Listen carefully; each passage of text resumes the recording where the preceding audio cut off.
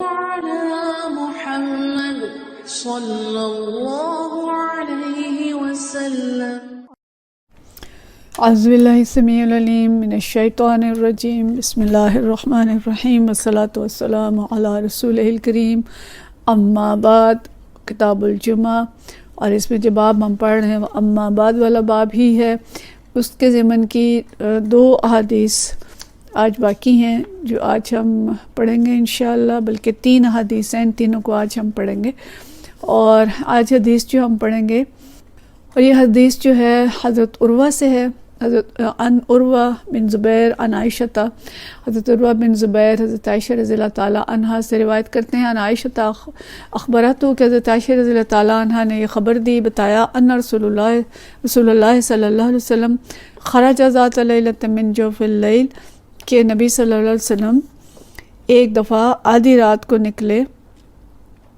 جوف اللیل یعنی آدھی رات گزر چکی تھی. یہ حدیث بھی ہم پیچھے پڑھ چکے ہیں. فصلی فی المسجد، اور آپ صلی اللہ علیہ وسلم نے مسجد میں نماز پڑھی. آدھی رات کو کون سی نماز ہوگی؟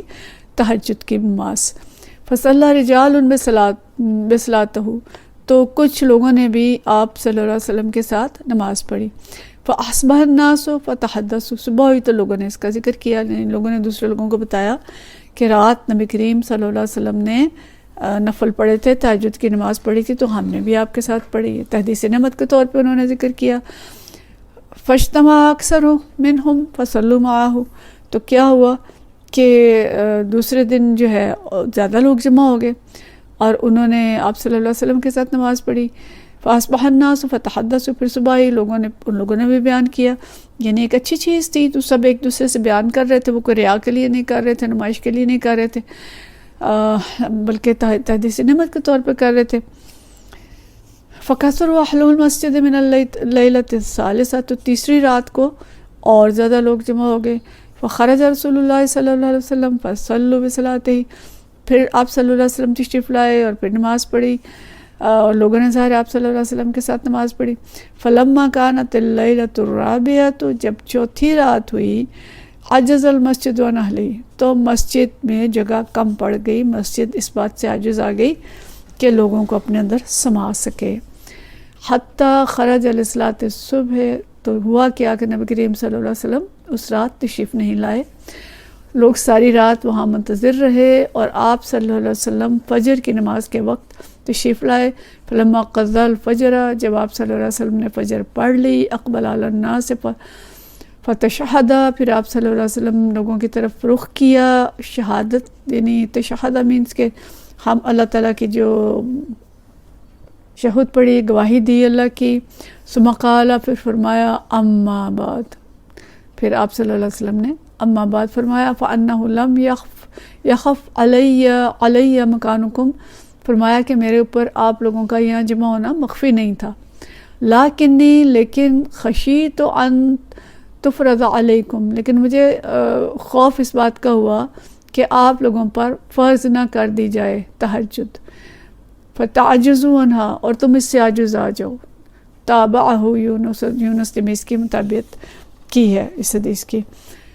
تو یہ حدیث ویسے تو وہ لائے ہیں اما بعد کے ضمن میں، لیکن اس میں کیا ہے کہ یہ ہم پیچھے پڑھ چکے ہیں کہ آپ صلی اللہ علیہ وسلم، یہ رمضان کی بات ہے، اور اسی سے حضرت عمر رضی اللہ تعالیٰ عنہ نے یہ دلیل لی تھی کہ آپ صلی اللہ علیہ وسلم نے 3 راتوں تک نوافل جو تھے رمضان کے وہ باجماعت پڑھائے تھے، اور چوتھی رات اس خیال سے ترک کر دیا تھا کہ لوگوں پہ فرض نہ ہو جائے.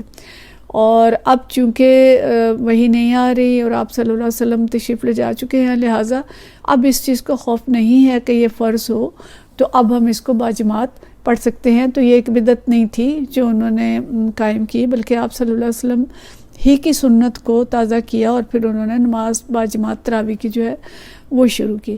لیکن ہمیں یہاں سے جو دوسری بات پتہ چل رہی ہے وہ یہ کہ آپ صلی اللہ علیہ وسلم نے امت کا کتنا خیال رکھا، امت کے لیے آسانیاں رکھی. اگر آپ صلی اللہ علیہ وسلم پڑھتے ہی جاتے تو نوافل فرض ہو جاتے، پھر کیا ہوتا؟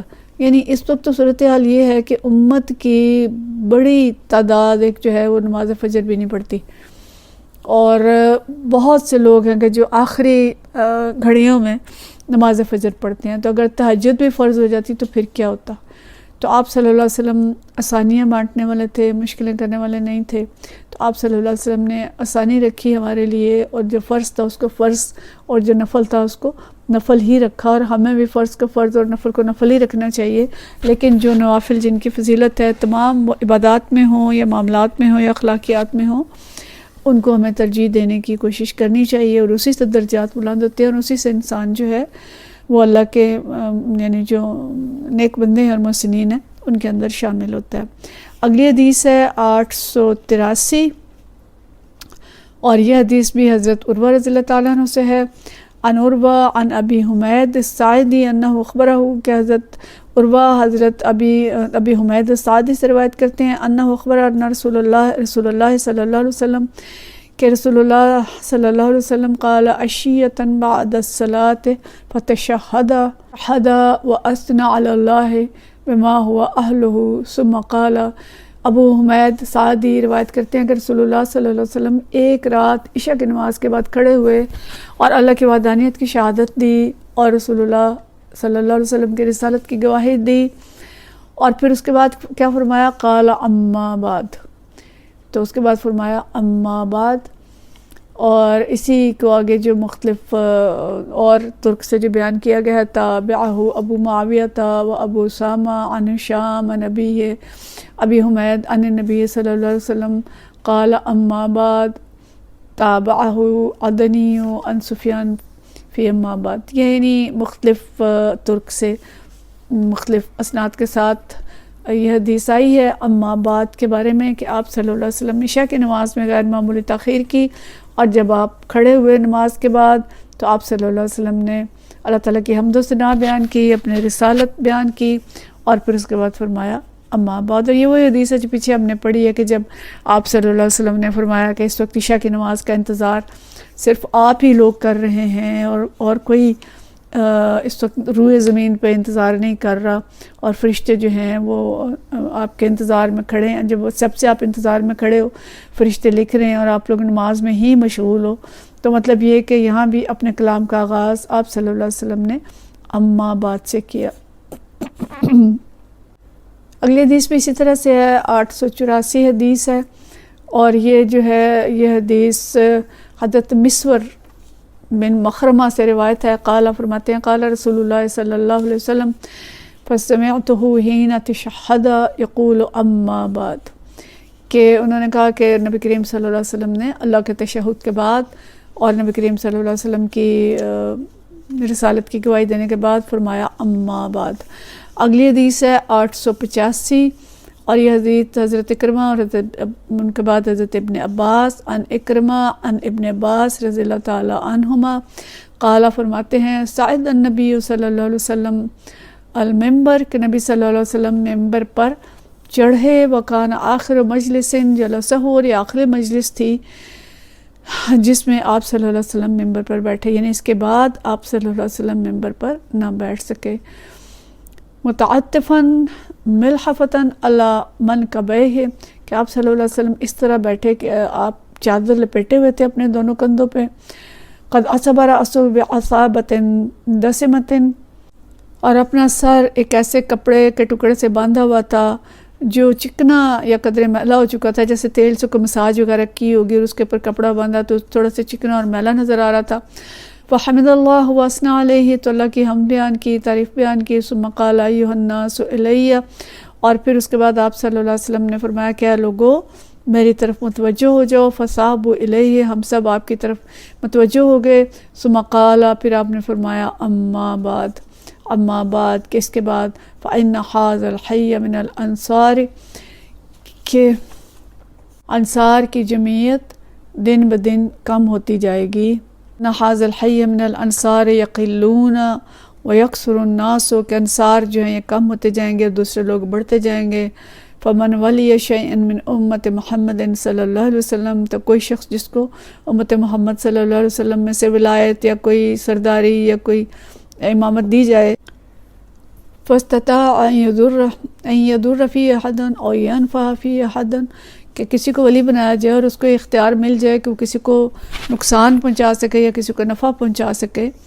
فَلْيَقْبَلْ مِن مُحْسِنِهِمْ وَيَتَجَاوَزْ عن مسیحہم، تو انہیں کیا چاہیے؟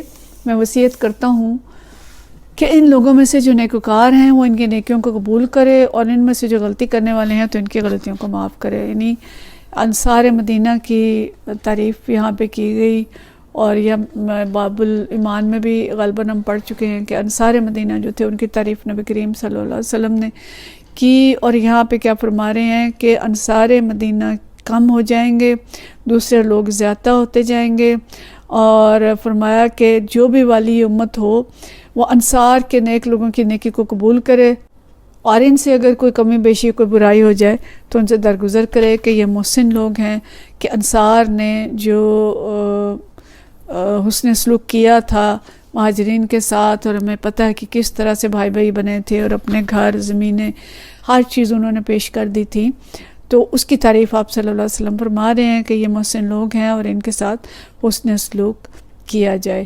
انصار کے لحاظ رکھنے کی آپ صلی اللہ علیہ وسلم نے یہاں پہ تلقین کی۔ تو یہ ساری احادیث جو ہیں یہ اما بعد کے بارے میں تھیں، اگرچہ بہت سے دوسرے موضوعات بھی اس پہ ہم نے دیکھے، تو یہ ایک سنت ہے، اللہ کرے کہ ہم سب اس پہ عمل کر سکیں کہ جب بھی کوئی بات شروع کریں، خطبہ شروع کریں، تو حمد و ثنا کے بعد اما بعد کہا جانا مسنون ہے۔ وآخر دعوانا ان الحمدللہ رب العالمین۔